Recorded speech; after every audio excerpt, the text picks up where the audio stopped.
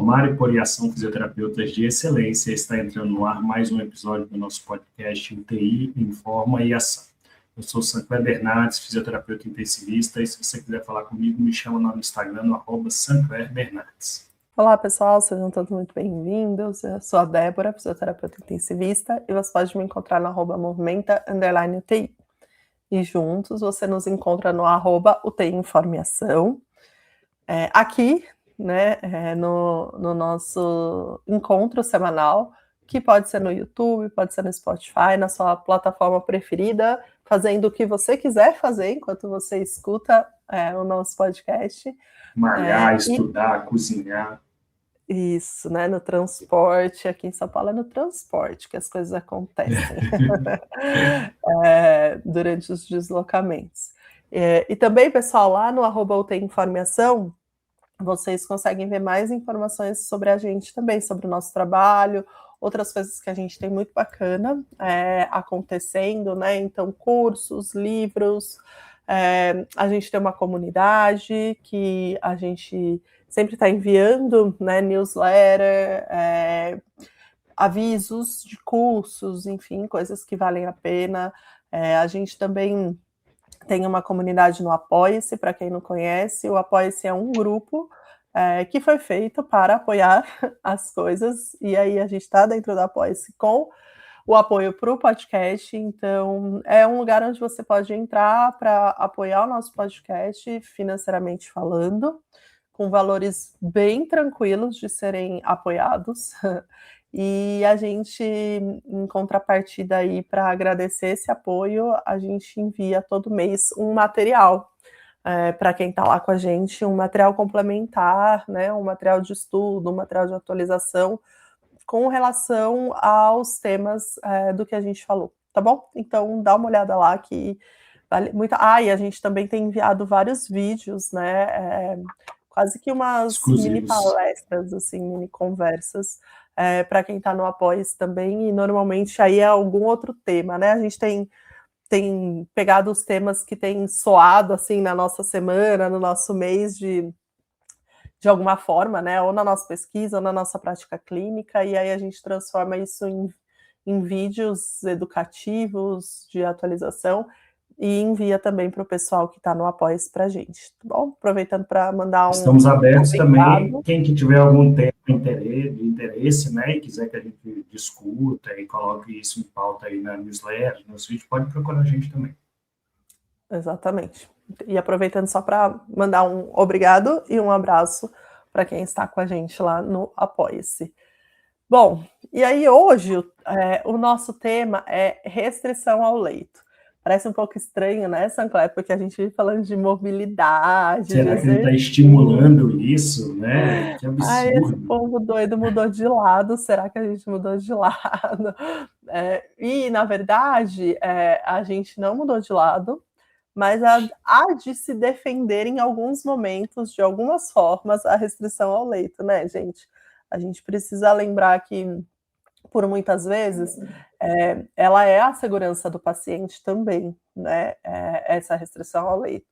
Mas o que a gente vai discutir hoje é o olhar que a gente tem para essa restrição. Porque, Sancler, eu acho que num amadurecimento, agora falando da minha parte, sabe? Num amadurecimento de prática clínica, num amadurecimento de pesquisa, eu venho entendendo, né, que o problema não é a restrição ao leito em si, né? Lógico que a gente quer tirar toda e qualquer, né, tudo que a gente vai discutir aqui, restrição ao leito do paciente, óbvio. Mas o problema não é ela em si, mas eu tenho entendido que o problema é a maneira como a gente olha para ela, o problema é a maneira como a gente analisa, como a gente contextualiza e como a gente encara isso, né? Então, dando um spoiler aqui do que a gente vai falar no episódio inteiro, mas é aquele negócio de você pegou um plantão, né, ou você está num round multidisciplinar e o médico, alguém fala, olha, o paciente está restrito ao leito. O problema é que a gente, por muitas vezes, a gente fala, beleza, tá bom. Esse paciente hoje não faz nada, né? Não sei nem saber o porquê, sem nem saber se é necessário, sem nem discutir com a equipe, né, riscos e benefícios. e sem discutir as possíveis variáveis, variações, né, de questões relacionadas à restrição ao leito, né? Então, eu acho que o problema é quando a gente pega essa restrição e a gente toma ela como um todo, né? E a gente toma ela por muito tempo, sem questionar, né? Sem reanalisar, enfim. Então, a gente vai falar um pouco disso, assim, sabe? De como, quando a gente recebe essa informação de que o paciente está restrito ao leito, o que a gente deveria olhar, né? Quais as saídas que a gente tem, né? Então, será que quando o paciente está restrito ao leito, ele está restrito à fisioterapia, né? Será que ele está restrito a qualquer coisa? Ao Será que ele está movimento, restrito né? Restrito ao ao leito é movimento? restrito ao movimento ou é restrito ao movimento fora do leito? Exatamente. E assim, será que e eu queria começar por aí, tá? Será que essa restrição a gente deveria combatê-la mesmo, sabe? Ou às vezes a gente deveria aceitar e ficar em paz com aquilo também, né? E aí eu posso começar por aí? Pode, vamos pensar. Eu acho que uma coisa que a gente confunde também quando a gente fala em restrição ao leito, uma coisa que a gente, na verdade, não confunde, mas que a gente não dá a devida problematização, é o tempo dessa restrição ao leito, né? Eu acho que é importante a gente lembrar que o problema do imobilismo, ele é meio que cumulativo, né? Então, ele vem de um acúmulo de tempo no imobilismo. Ah, Débora, mas tem estudo que mostra que com 2 dias já tem perda. Tem, gente. Mas não necessariamente essa perda é uma perda extremamente significativa para o seu paciente, né? Para aquele paciente. Então, uma coisa que eu queria pontuar é, sempre a gente precisa pensar se essa restrição ao leito, ela está se acumulando ao longo dos dias, né? Porque um dia, às vezes, gente, de novo, é segurança para o paciente, não vai fazer mal.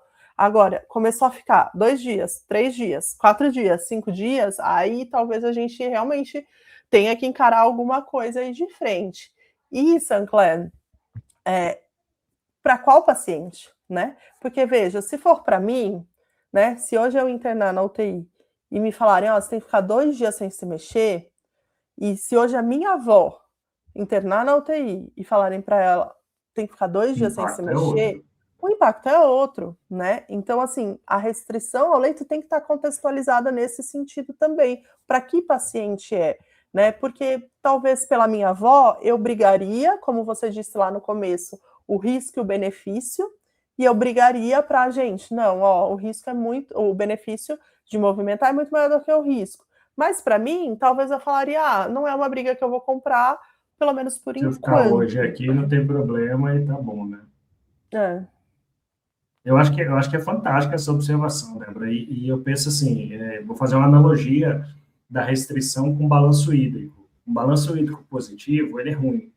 Mas um dia de balanço hídrico, quando todos os outros estão zerados ou negativos, Perfeito. talvez não traga problemas, repercussões significativas para o paciente. Agora, se todo dia você tem 500 de balanço hídrico positivo e o paciente está internado há 2 semanas na UTI, você tem 7 litros de balanço positivo. Isso é muito impactante para um paciente. Então, o imobilismo, a restrição ao leito também. E aí eu acho que isso que você está comentando, um dos pontos que eu queria trazer aqui para a gente, é que tem a ver com a justificativa. Então, talvez toda vez que a gente, talvez não, né? Eu acho que toda vez que a gente escutar sobre uma restrição, né? Se a gente pegar um plantão e alguém falar, o próprio fisioterapeuta, outros profissionais, esse paciente está restrito ao leito, qual é o motivo da restrição? Por que a gente quer uma restrição com esse paciente? Porque se eu não souber o motivo, a justificativa, eu não consigo botar nessa balança de riscos e benefícios. Então, por exemplo, eu quero que esse paciente fique restrito ao leito porque ele teve um AVC e eu não quero que aumente a demanda metabólica nesse momento que a gente está fazendo uma proteção, uma neuroproteção para ele ali. Perfeito. Então, quando eu botar numa balança de riscos e benefícios, a possível fraqueza que ele vai ter de 1, 2 dias parado, talvez ela não seja tão preocupante quanto o risco de um sangramento ou de uma demanda metabólica neurológica maior do que um suprimento de oxigênio pode oferecer. E eu entendo que a restrição, então, como você disse, ela é necessária, ela é uma proteção para o paciente naquele momento. Agora, se eu falo, por que esse paciente está restrito? Ah, porque ele está muito instável hemodinamicamente. Aí você olha para o paciente, a pressão está boa, a frequência está boa, uma droga que já está um tempão no mesmo nível e que nem é tão elevado assim, então é uma restrição que a justificativa não faz sentido. Então, eu coloco na balança e eu vejo, olha, a gente está trazendo um imobilismo que não está protegendo mais o paciente, aí entra o lance. Se não está protegendo mais, eu só tenho o evento adverso. É igual remédio que você toma para coisa errada. Você só tem o evento adverso, você não tem o benefício dele. E aí a gente acaba não conseguindo, nessa balança, trazer uma justificativa. Então, eu acho que um ponto é sempre entender o porquê. O paciente está restrito. Por quê? E eu vou jogar uma real aqui que acontece em várias unidades. O paciente está restrito, está amarrado no leito, não é nem só restrição de não poder fazer, é restrição de contenção. Por quê? Porque ele pode acordar e arrancar as coisas. Você vai lá, o paciente nem nível de consciência para arrancar ele não tem. Então, às vezes, a gente peca no excesso de restrições, no excesso de proibições, sem uma justificativa adequada. E aí eu acho que é papel de todo mundo, nessas horas, brigar contra a restrição. Mas concordo plenamente com você. Se a justificativa for plausível, for viável, for adequada para o momento, a gente tem que defender a proteção, acima de tudo, para esse paciente, né? Eu adoro mobilizar os pacientes, mas não é só mobilização que os pacientes precisam, eles precisam de várias outras coisas também.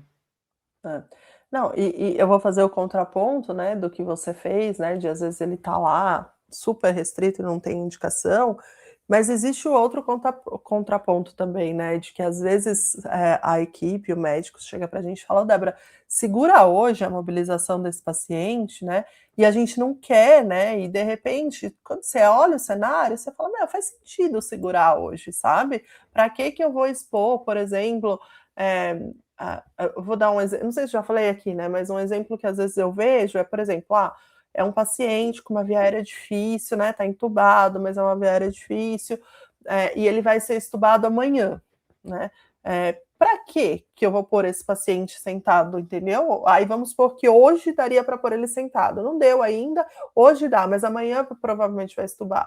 Uma via aérea difícil, tudo mais, para quê, entendeu? Na minha visão, neste momento, às vezes eu dou crédito para quem fala assim, ó, não dá para fazer só no leito hoje, né? Porque assim, aí vai que ele se estuba, é uma via aérea difícil, né? Se ele faz um edema, a gente não terminou ainda de arrumar o balanço hídrico, não sei o quê, a gente está prevendo para amanhã, né? Então, eu acho que também tem esse ponto, assim, sabe, da gente se atentar a quando a gente fala assim, gente, tá tudo bem esse paciente não se mexer hoje, né? Ou fazer só no leito. Não se mexer dessa forma, talvez. Dessa forma, exatamente, né? Então, eu acho que a gente tem que pensar assim, se existe uma restrição e se existe uma justificativa, como você está falando, a gente precisa começar a pensar nas variáveis dessa restrição, entendeu? Então, uma coisa é o tempo, beleza. Então, me passaram que o paciente está restrito ao leito. Tá bom, quanto tempo ele vai ficar restrito ao leito? Ninguém sabe responder. Quando é que ele sai da restrição? É quando alguma coisa melhorar, é quando algum exame mudar, é quando alguma condição clínica desaparecer? Tem que ter uma previsão, tem que ter uma meta. Exatamente, alguém tem que te dar alguma informação. Às vezes, tudo bem, pode falar assim, não sei exatamente o tempo, mas quando tal coisa melhorar, beleza, mas a gente tem claro, né, dessa restrição. E aí pode ser que você chegue à conclusão que não vale a pena brigar, porque a restrição é um dia, né? E é isso que eu estava falando. Mas às vezes, talvez valha a pena, porque, como já aconteceu antes comigo, de falar, não vai poder ficar sentado. Aí você fala, mas não vai poder quanto, né?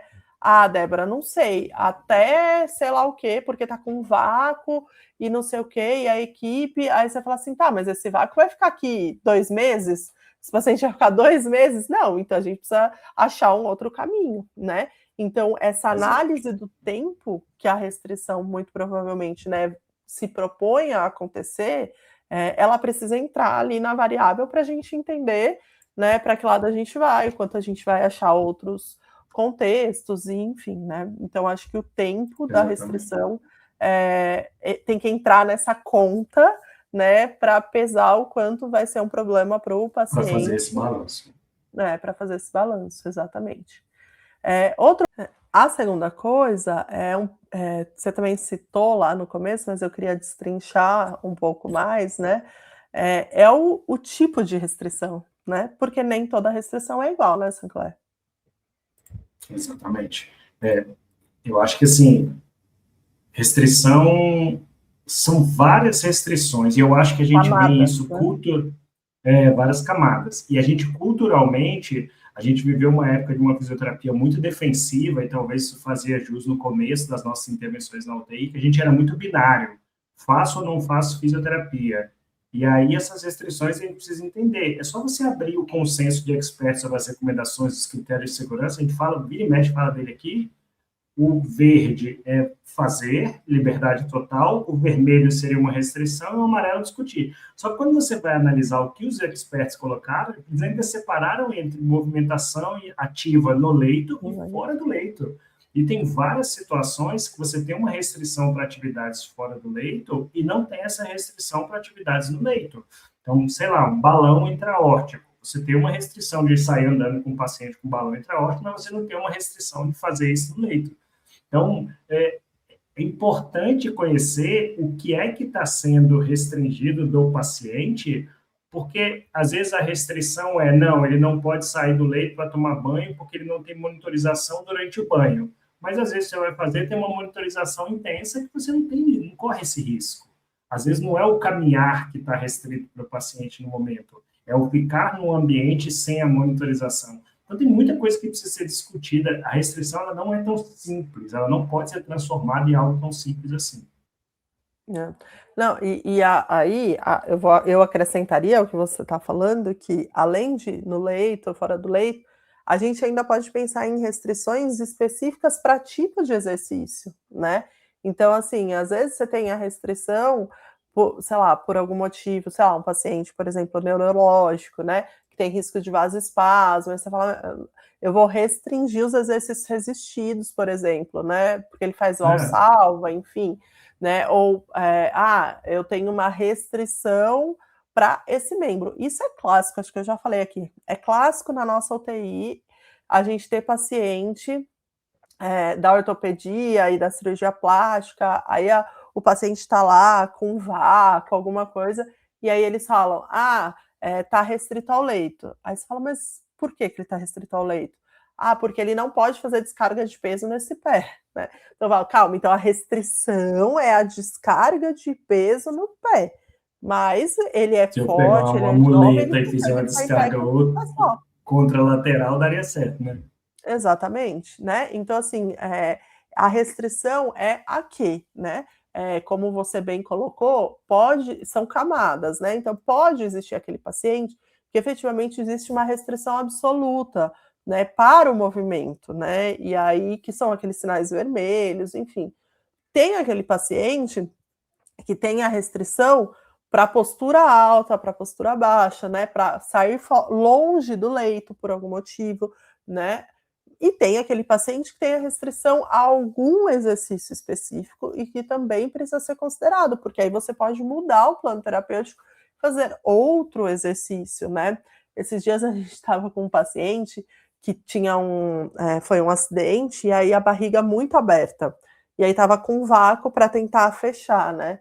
Mas muito mesmo, assim. Aí a restrição era que ele não podia ficar em decúbito zero, assim, né? E não podia esticar, entendeu? Aí a gente falou, beleza, a gente senta ele e senta ele fletido, entendeu? Sem fazer extensão de tronco, né? E sem colocar em pé. Então, assim, qual que é a restrição, né? Que tipo de exercício, que tipo de postura, né? Que tipo de abordagem. Outro dia também a gente estava pensando lá, né? A gente queria fazer eletro num paciente na musculatura específica, só que tinha uma úlcera, né? Então a pergunta é: existe uma restrição para eletro dentro, né, desse contexto, né, de um paciente com a úlcera, enfim. Então acho que trazer sempre essa pergunta, assim, né, de essa restrição é restrição a quê? Né? Porque aí você pode tentar adaptar aquilo que você quer fazer, né? Ou mudar algum exercício, Exato. enfim, né? Eu conectaria uma outra coisa com isso. Eu acho que ter arsenal fisioterapêutico é importante quando você entende a restrição para evitar que seu paciente fique 100% restrito. Então, como você falou, às vezes a restrição é para um tipo de exercício, às vezes a restrição é para uma intensidade de exercício. às vezes é para angulação do exercício. Então, tem 1 milhão de possibilidades de arsenal cinesioterapêutico, eletrotermofototerapêutico, não sei o que lá, terapêutico. Então, todas essas possibilidades, elas trazem para a gente ajustes que talvez você não deixe o seu paciente 100% sem atendimento e assistência fisioterapêutica, mas você consiga fazer as coisas respeitando as restrições que realmente são verdadeiras para o paciente, né? Tem um exemplo também que é assim, pacientes plaquetopênicos. Tem vários serviços que quando o paciente, sei lá, a plaqueta está abaixo de 50 mil, 30 mil, o pessoal da fisioterapia, não, esse paciente aí não chega perto, eu não avalio, eu não vejo questão respiratória e tal. E tem um grupo, que é o grupo que trata de pessoas só de transplante de medula óssea, eles têm um protocolo de exercício que vai do indivíduo que tem até 5 mil plaquetas para cima. Só que o tipo de exercício que eles sugerem muda a intensidade, muda a maneira como fazer. Então, sentar na beira do leito, AVD, aquela marcha estacionária, está lá dentro do grupo de até 5 mil plaquetas. Mas não tem lá, por exemplo, fazer step, fazer fortalecimento. Está no grupo acima de 50 mil plaquetas. Então, existem restrições, às vezes, no mesmo exercício para intensidades diferentes, para tempo que o indivíduo consegue fazer exercício. Então, é importante a gente ter arsenal, porque o arsenal faz com que você evite a restrição total. É uma generalização. Você deu exemplo, não pode botar esse pé no chão. Ah, então eu sou fisioterapeuta, nem chego perto do paciente. Já pensou no andador? Já pensou numa bengala? Já pensou numa muleta? Já pensou no membro contralateral, que já que ele não pode botar esse pé, se a gente não trabalhar talvez uma perda de 2, 3 dias no membro contralateral, que vai tolerar todo o esforço, seja muito significativo. Então, ter arsenal é algo que ajuda muito a gente a combater restrições totais e absolutas também. Então, eu diria, assim, que eu acho que talvez a gente perde a mão, assim, né, ou perde oportunidades, né, diante do que você está falando, porque a gente não qualifica a restrição, né. Então, essa restrição, ela é, né, de local, né, espacial, digamos assim, né, de local, cama, não cama, perto, longe, banheiro, né, então é uma restrição ali por conta disso, né, essa restrição vem por causa dos dispositivos, né, então parece besta, né, mas, por exemplo, essa semana a gente estava evoluindo com um paciente, e aí ele ficou em pé, bem, e aí a minha ideia era tentar, né, iniciar um treino de marcha. Só que assim, um paciente que estava, né, um pouco confuso, até às vezes um pouquinho agitado, um paciente mais obeso, e aí ele estava com uma PAI. Cheio de dificuldades, né? E aí a gente não desconecta a PAI lá, né, não pode. Então, assim, eu teria que ir até onde a PAI alcança, né, dentro do quarto, mas aí com o paciente confuso, você pedir para não puxar, para voltar, eu achei que não dava, né? E aí eu falei, bom, então... Você optou como decisão terapêutica, né? Exatamente. Existe uma restrição aqui por conta de um dispositivo, né? E aí o que eu fiz? Fui lá discutir se aquele dispositivo realmente era necessário naquele momento, porque ele estava funcionando como uma restrição desse paciente, né, mais no leito ali, e a gente queria evoluir, né? Então, acho que qualificar isso, eu estou falando de qual restrição, né? É por dispositivo, é lugar, é por causa de um remédio, é uma restrição, sei lá, de postura, né? De descarga de peso, de postura do tronco, que pode, que não pode, né? Ou é uma restrição efetivamente total, né? E é por isso que o artigo fala muito, são pouquíssimas as restrições totais, né? E a gente acaba que a gente perde a mão porque a gente não consegue fazer essa diferenciação, né? Exatamente. E eu até queria trazer uma outra coisa, Débora, que às vezes nós impomos também restrições, né? E talvez isso passe desapercebido quando a gente faz. Às vezes você quer mexer e fala, não, filho, não pode mexer. Você, como assim não pode mexer? Às vezes alguém chega para você e fala, eu posso ir com esse paciente no banheiro, eu posso sentar esse paciente para fazer um curativo dele, ele pode receber essa... Não, ele não tem condições. Então, vejam que, às vezes, sei lá, a psicologia quer que esse paciente saia para a visita ser um espaço restrito, para entrar mais gente, e você não dá uma autorização, você faz uma restrição do ponto de vista funcional. Então, ela tem que funcionar das duas vias também.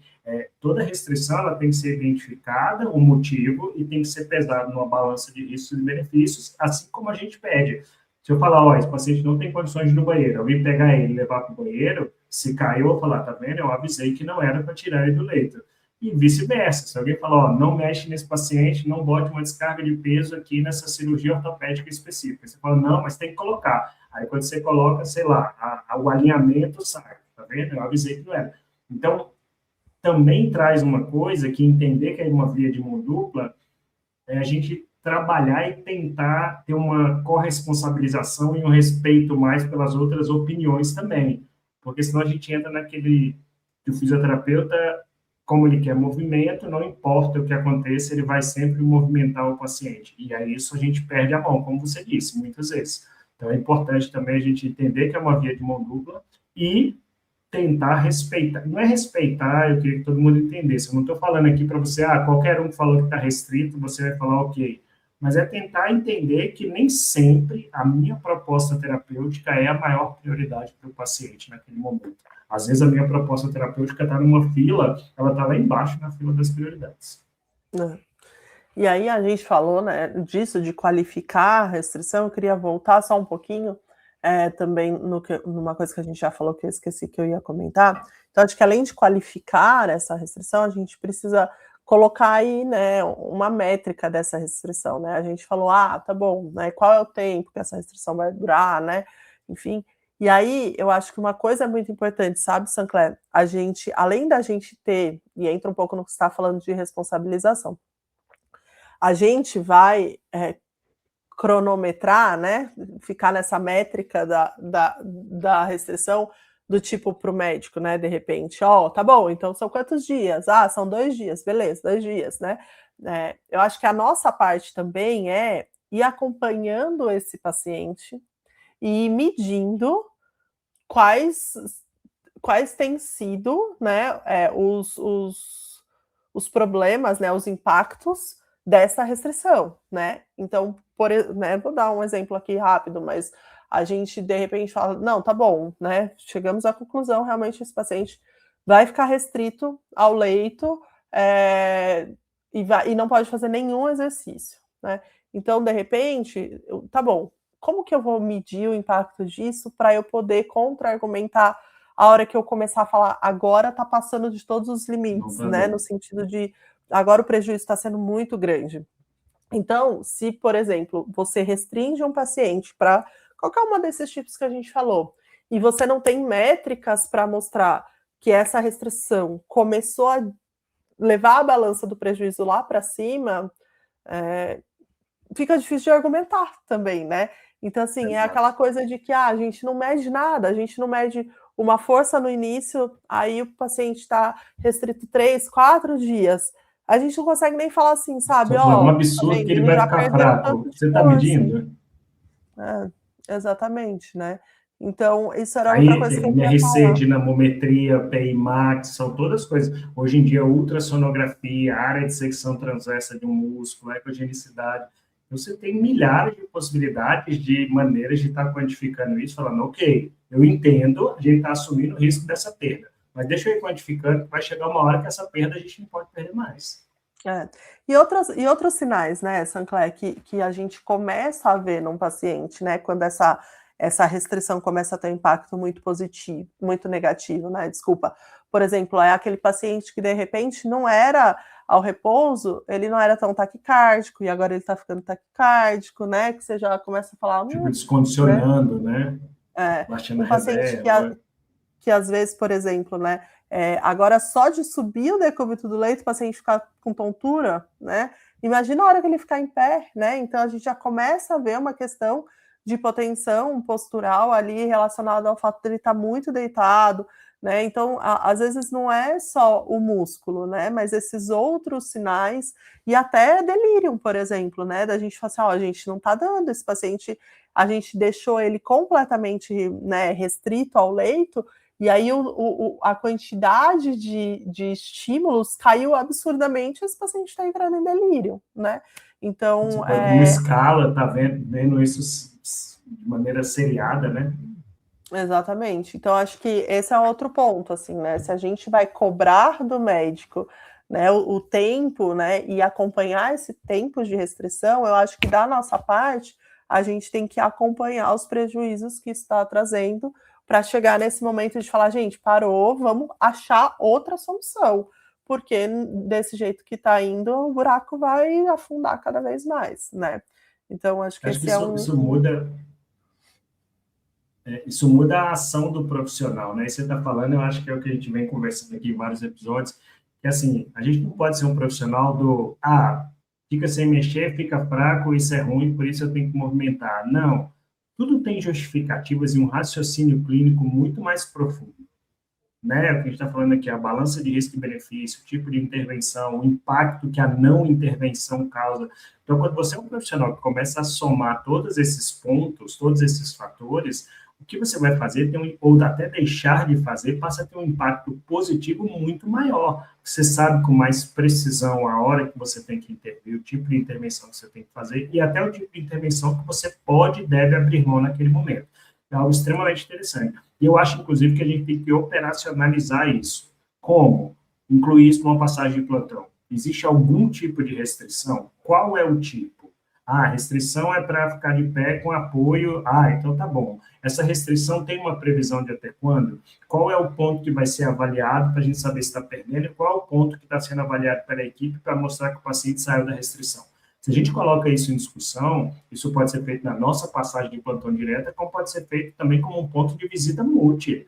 Vamos lá, pessoal, na hora do round, alguma restrição, alguém tem? Às vezes, não, eu não tenho médico, não tenho enfermeiro, não tenho nutricionista, fala, olha, a ingesta está péssima, está no baixo, está em extremo déficit calórico esse paciente, proteico, etc e tal. Não, mas eu quero andar. Aí daqui a pouco seu paciente está caindo com você no corredor, porque ele não tem sustentação energética para isso. Então, eu acho que a operacionalização, colocar isso de uma maneira estruturada, é algo extremamente importante para o plano terapêutico dos nossos pacientes. E multiprofissional, tem que ser multiprofissional. Não existe discutir restrição só com uma equipe. Mas talvez, eu super concordo com você, mas talvez, como a gente é que lidera o protocolo de exercício, talvez a gente deva ser também o profissional que está muito atento à restrição, né? Então, como você falou, talvez possa vir da gente essa documentação e esse acompanhamento de forma mais sistematizada. Então, assim, tem paciente na UTI que está, né, em restrição, tá bom, qual é? Não é restrição para ficar em pé, é restrição para descarga de peso dos dois, então a gente vai fazer a descarga com um, né? Então, sistematizar essa comunicação, né, e essa sinalização para a equipe como um todo, né? Porque senão vira aquele telefone sem fio, né? Mas me falaram que ele estava restrito ao leito. Aí você fala, não, ele está restrito a não sei o quê, né? Ou o clássico, né? Falaram que ele não pode ficar em pé. Não, ele pode, ele só não pode descarregar peso nesse membro, né? E aí fica um telefone meio sem fio, né? E a outra coisa que eu ia aproveitar, que você estava falando disso, o quanto também a gente tem ali um potencial de melhorar a nossa comunicação e argumento com a equipe quando a gente traz dados e quando a gente traz a contextualização, né? Então, de novo, assim, uma coisa é você falar assim, é outro nível, né, de discussão. É outro nível de posicionamento dentro da equipe. Isso, de posicionamento, exatamente. Porque uma coisa é igual, você falou, né? Você virar e falar assim, esse paciente tem que sair da restrição. Por quê? Porque sim, porque todo paciente precisa estar se movimentando. E outra coisa é você falar assim, olha, esse paciente me preocupa mais do que o outro, a restrição dele, porque ele é um idoso, porque ele já é sarcopênico, né? Ou porque ele está... Estamos medindo isso, isso e isso. Isso, então, né, esse paciente me preocupa mais do que aquele que é jovem, pós-operatório e tudo mais. Então, assim, elevar esse nível de argumentação, eu acho que também vai ajudar muito a gente a construir um ambiente melhor em relação a essa segurança, mais a mobilização dos pacientes, né? Então, eu acho que é isso. Quer falar mais alguma coisa? Eu acho que é isso, assim, restrinja quem for necessário, não restrinja quem não for necessário, entenda a restrição e batalhe pelas oportunidades e por um raciocínio clínico construído adequadamente. A gente não está aqui defendendo que não deva ter restrição para ninguém, nem está defendendo que todo mundo tem que viver sem restrição. A gente está defendendo que um profissional tem que saber os porquês e a forma de monitorizar e saber quando intervir, quando aquilo ali não é mais necessário. Eu acho que a gente está discutindo aqui algo que é mudar o nível de atuação profissional. A gente sai daquela coisa mecânica, automática, para uma coisa raciocinada, pensada, estruturada, organizada, e que faz sentido. Tenho certeza que se a gente faz isso no dia a dia, a quantidade de vezes que a turma, não, mas isso não quer dizer nada, vai ser muito menor. As pessoas vão ouvir muito mais esse seu posicionamento do que em outras situações. Eu acho que dá para começar, né, por uma atitude razoavelmente pequena, né, pegando, então, o que a gente sugeriu aqui e criando um checklist, né, mental ali em grupo, enfim, de tipo, tá, o paciente está restrito, por quê, para quê, até quando, como vai sair, né, e aí fazer sempre esse checklist rapidinho ali para todos os pacientes que estão restritos. Existe outra forma de né, de movimentar, que supra, né, que cumpra essa restrição, mas que supra a nossa necessidade de mobilizar o paciente, né, e irmos evoluindo para um raciocínio clínico extremamente profundo, onde a gente contextualize, né, essa restrição, onde a gente contabilize nela o tempo, o tipo de paciente, a especificidade, a individualidade daquele paciente, até a gente conseguir efetivamente fazer uma equação ali onde faça sentido e onde esse paciente se beneficie com a maior segurança possível, né? Exatamente. E não vai ter essa equação numérica, tá bom? É uma equação de raciocínio, fique bem claro. A gente não vai ter, um índice que você coloca e tal, ela é individualizada, ela é contextualizada, é uma equação de raciocínio. Exatamente. Muito bom. Eu tenho uma dica hoje. Vamos ver se você já assistiu. Você assistiu? Tá no Netflix. Você assistiu o seriado? Saga do Tri. Da Copa de 70? A Saga do Tri. A Saga do Tri, muito bom, né? Fica aqui a sugestão para quem não assistiu. Tudo de Copa eu tenho assistido e consumido ultimamente, mas é uma excelente dica. Eu dei essa dica esses dias dentro da sala de aula. Eu dou dica todos os dias na sala de aula, sabe? Antes de começar a aula, eu troco dicas com os alunos. E eu dei a dica da Saga do Tri. É excelente, eu recomendo fortemente, até porque a gente tem muitas histórias geracionais agora com a Copa do Mundo, e é legal trazer isso para as pessoas que não puderam. Eu não vivi 70, muito pelo contrário, eu acho que para mim trouxe muita informação, mas para a gente poder juntar gerações do que a gente está fazendo agora, que é torcer aí por um Hexa, se tudo der certo. Exatamente. Isso aí, pessoal. Tá bom. A gente se vê a semana que vem. Então, obrigado pela companhia mais uma vez e até a próxima. Tchau. Até a próxima, pessoal. Tchau, tchau.